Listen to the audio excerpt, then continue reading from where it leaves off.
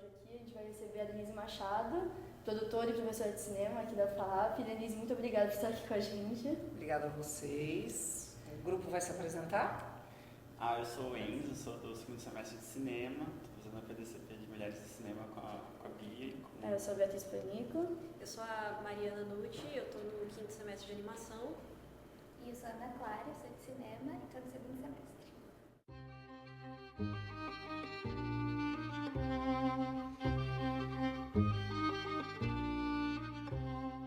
Vou tentar resumir o máximo que eu puder. Eu comecei na FAAP estudando audiovisual. Na época a gente podia escolher no segundo ano, na verdade no quarto semestre. Eu acabei optando por publicidade, apesar de já saber que eu ia trabalhar em televisão. Eu queria televisão. O cinema ainda não era uma disciplina. O curso de cinema, inclusive, começou no meio do meu curso. Foi a primeira turma que a FAAP abriu. Mas eu fiz publicidade, fui para a agência primeiro, depois fui para televisão, consegui um estágio na TV Bandeirantes. Me apaixonei por televisão, por produção de audiovisual. E aí eu fui para uma produtora que foi considerada a primeira produtora independente brasileira, chamada Manduri 35 Cinematográfica. Ela, na época, fazia muitos documentários para a Rede Globo, fazia programas também semanais para todas as TVs abertas, na época, 1983. Aí eu comecei como documentarista, na verdade, na produção de documentários e um pouco, na minha época, de 20 e poucos anos, a gente fazia um pouco de tudo, não tinha tantas especializações assim. Então não existia, por exemplo, um diretor de produção, ele fazia produção de elenco, fazia produção de figurino, coordenação de produção de objetos, e eu aprendi muito nessa época no set. Comecei como assistente, depois virei produtora, diretora de produção, coordenadora, colaborava muitas vezes na parte criativa, artística. Cheguei a fazer a trilha sonora, de um documentário, Globo Repórter, para a Rede Globo. E aí montei uma produtora, comecei a ser empresária, iniciei essa minha jornada de empresária sempre na produção independente. Em 2000 eu dirigi um canal de televisão, tive a oportunidade de dirigir um canal da TV Bandeirantes chamado Canal 21, desenvolvi um projeto com o Canadá. Depois eu fui para o IG, na época era um portal que competia muito de igual para igual com o UOL, depois o UOL deslanchou, cresceu muito.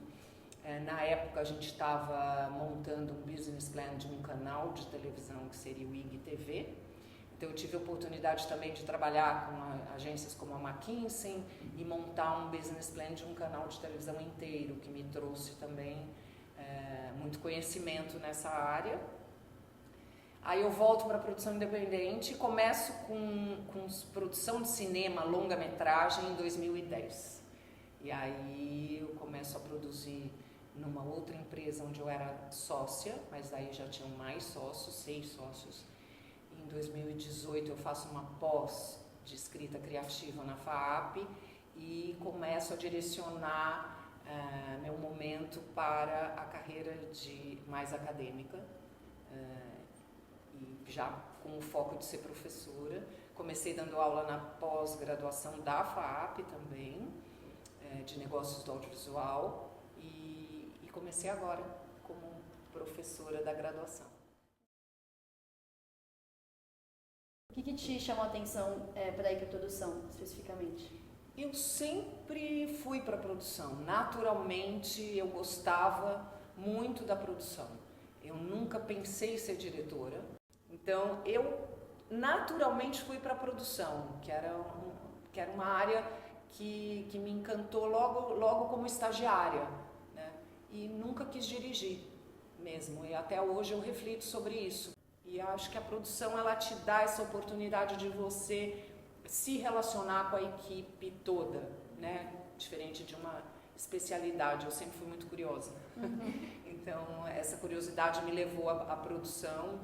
E eu era da época que produtor não era dividido, né? O produtor de set para um platô, não era só burocrático, era tudo junto e misturado. E essas diferentes experiências que você teve em cada projeto, você já mencionou muito na sua aula coprodução, você teve alguma experiência desse tipo?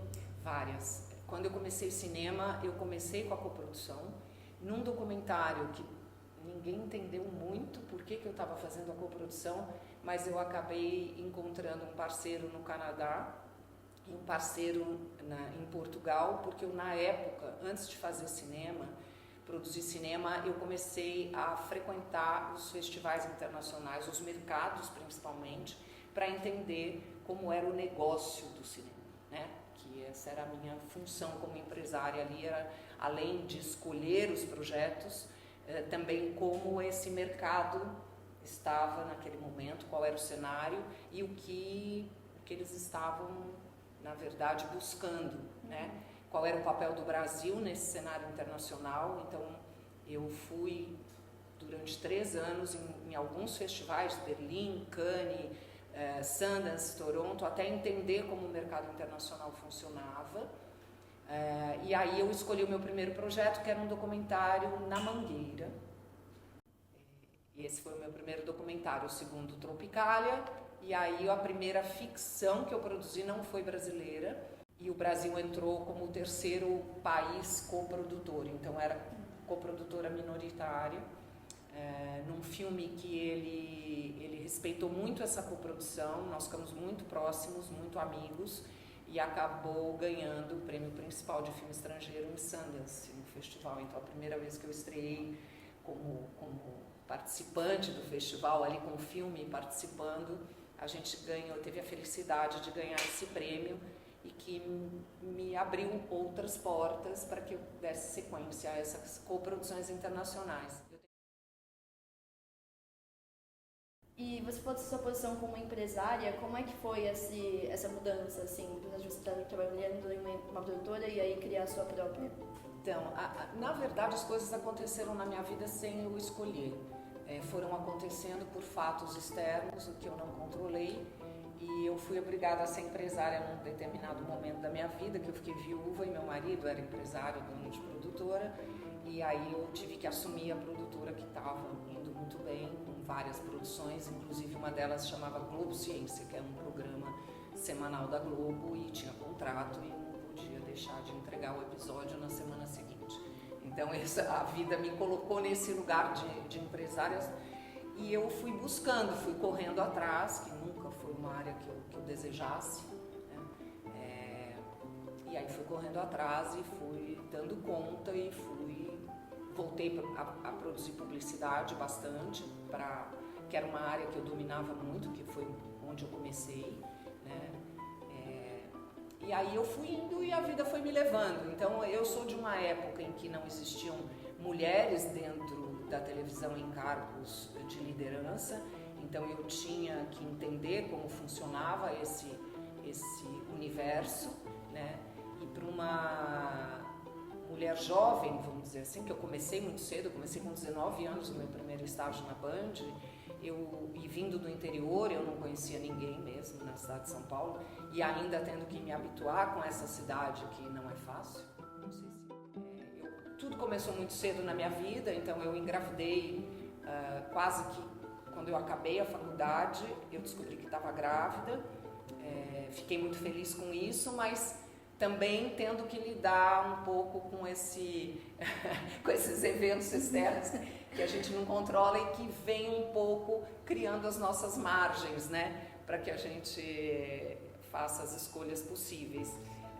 No fim, tive 3 filhos, a maternidade me trouxe também, agregou muito. Meus 2 filhos estudaram cinema por conta, acho que dessa minha paixão, porque eu sempre trabalhei com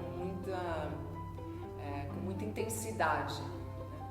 Isso eu agradeço mesmo, porque eu acho que você fazer o que você gosta, ainda que empresária, que não era uma área exatamente, eu queria ter mais tempo para o set de filmagem, ainda assim me trouxe muitos ganhos como empresária. Por acaso a senhora tem algum depoimento de, por acaso, ter sentido alguma espécie de preconceito dentro do seu mercado de trabalho, em relação ao fato de você ser mulher ou algo do tipo? Tipo, Quando não diretamente? sentir. A pergunta é o contrário. Quando não sentir? O tempo todo. Né? E acho que isso, desde que o mundo é mundo, isso vai ser recorrente. Então, o que eu digo sempre é que a gente tem que se preparar e ter uma convicção muito grande daquilo que a gente quer. Na época, como eu falei, não tinham quase produtoras no audiovisual, eram muito poucas, 1979, né?